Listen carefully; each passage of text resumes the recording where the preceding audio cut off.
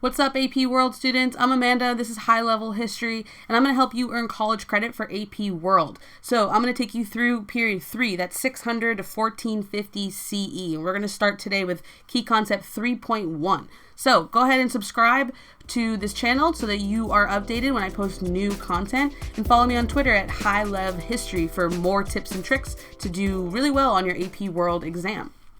So let's jump on in. I'm going to jump up in the corner up here. So there are 3 key concepts for period 3, and I'm going to take you through all of them. This video in particular is just going to focus on key concept 3.1, but definitely stay tuned for the next 2 videos so that you can get everything you need to about period 3. So key concept 3.1 is all about like trade continued. In the classical era, right before, we have trade in the Silk Roads and the Indian Ocean, but the empires that existed in the classical era have fallen, and so trade is going to kind of stop in places like Europe and in Afro-Eurasia with the fall of empires. But in this time period, we have some new players on the scene. They're going to reinvigorate trade and really bring it back. And so the Afro-Eurasia in general is doing really well in this time period. It's really Europe that kind of is isolated and has a bit of a pause in their innovation, and that's why it's kind of considered the Dark Ages in Europe. But the rest of the world is really thriving, especially on these trade networks. So let's dig in.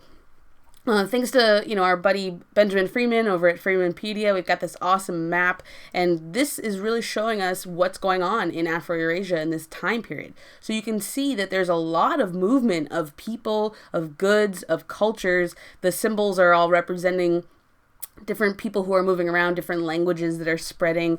We've got 3 big players. We've got the Vikings, we've got the Mongols, we've got the Islamic empires, and they're really driving the trade that's happening in these regions. And then another thing I'm going to hit on later is those stars that you can see around the map are the new cities that are rising as a result of these new empires. So like I mentioned, there's really 3 dominating empires in this time period: the Islamic empires, the Mongols, and the Vikings. There's also the Byzantine Empire, and I'll talk about them in 3.2, and they are a big factor for trade as well. But in terms of like your 3 major trading empires, these would be them. So you can see how much land the Islamic empires have. So the Umayyad and the Abbasid empires really cover most of the Middle East, North Africa, and then all the way up into Spain. So that entire region is going to be really dominated by the Islamic empires.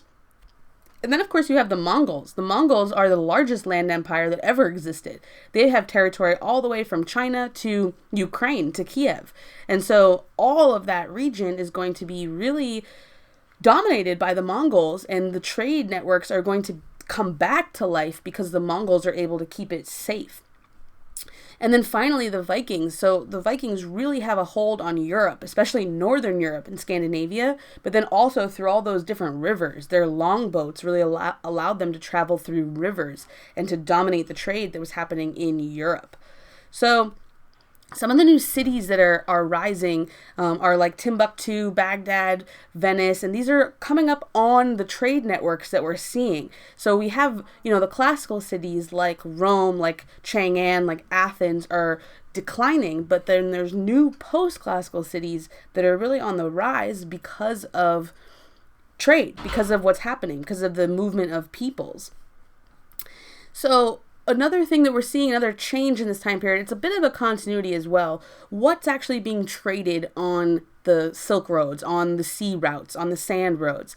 Well, you still have similar stuff. So on land routes, you're always going to see luxury goods, right? And that's because for you traveling on a land trade network, you are just kind of carrying what you can, right? Maybe you have animals to help you, but you aren't going to be able to travel with very heavy things. So in order to make a trek across a large territory, you want to bring with you the lightest, most expensive stuff.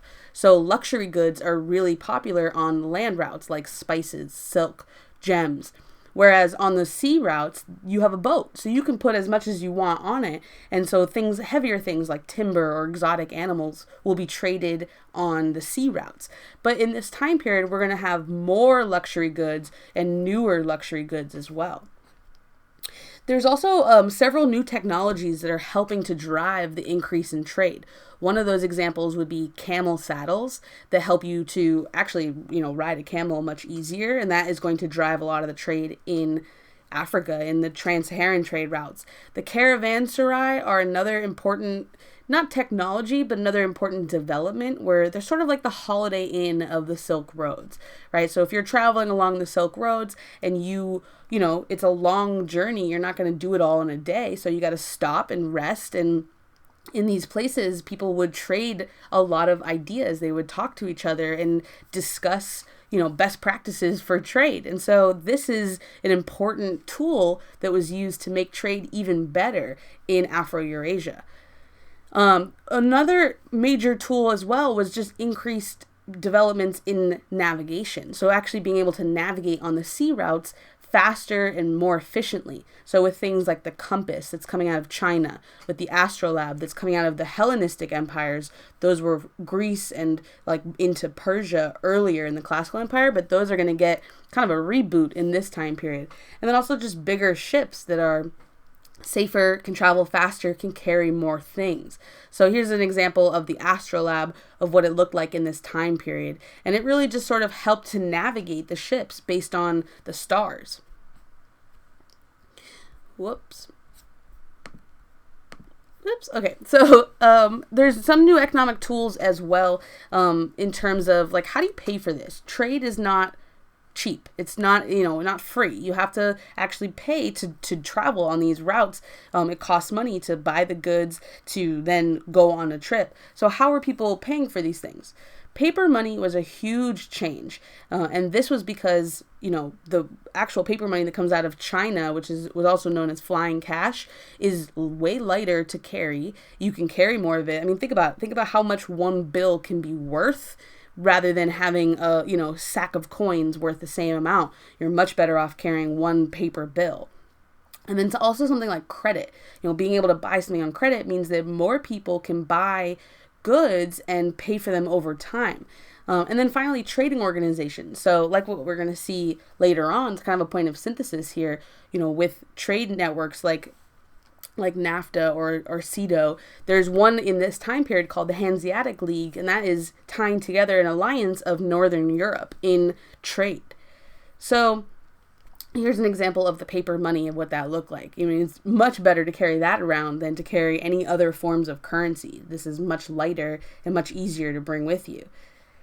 So there's the movement of people is another major aspect here. And I'm going to talk about two different types of movements of people. The first is just migrations. It's just people migrating from one location to another, usually because of opportunity or maybe there's some reason why they can't stay where they were anymore. And so one of those is like the Bantu migrations. So as the climate was changing, it got harder to live closer to the Saharan desert.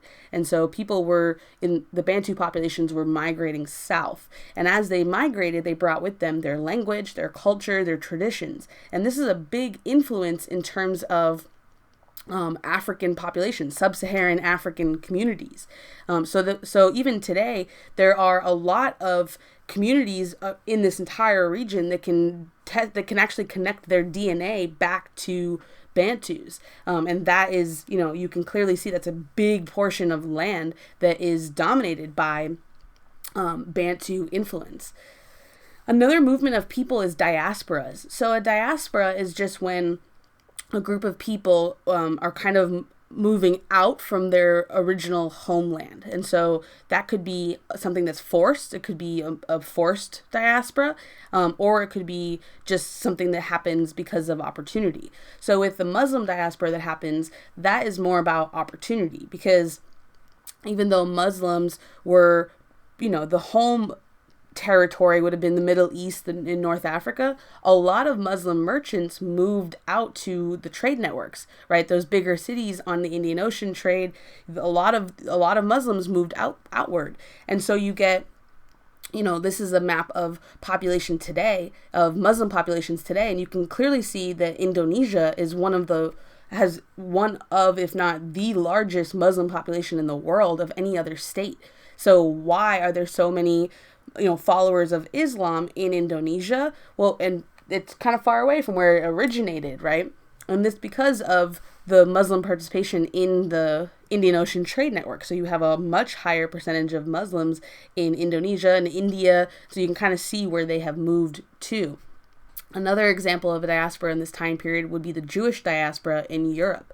So Jews in Europe had kind of been expelled from the Middle East, had moved to Western Europe before this time period, and then because of the Black Death, get actually pushed back into Eastern Europe, into Poland.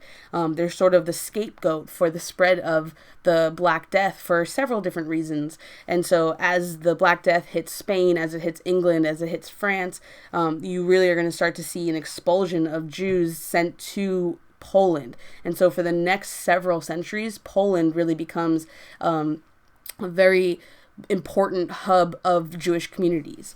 So one last movement of people has to do with the explorers, Marco Polo, Ibn Battuta, and Zheng He. And they're really important because they are connecting all of these societies, right? So a lot is happening in each one. And in order for them to learn from each other, people have to travel there, have to write about it, have to talk about it. And these explorers do that. And a big part of what they do is going to influence further trade into period 4, right? So a lot of the future trade that's going to happen, the connections that will happen because of the writings of these 3 people. So this is Key Concept 3.1. You can pause here and take notes. This is all the notes for 3.1, everything you have to know about trade. If you have any questions, definitely pop them in the comments and I will answer them. I'll come back in and answer them as I go. And stay tuned for 3.2, so we're going to jump over to learn more about the actual empires themselves. Hey, this is High Level History, and I'm Amanda Doemerall. If you're an AP World student, tell me how it's going in the comments below. And for more AP World content and review, be sure to subscribe to my channel and follow me on Twitter and Instagram at High Level History.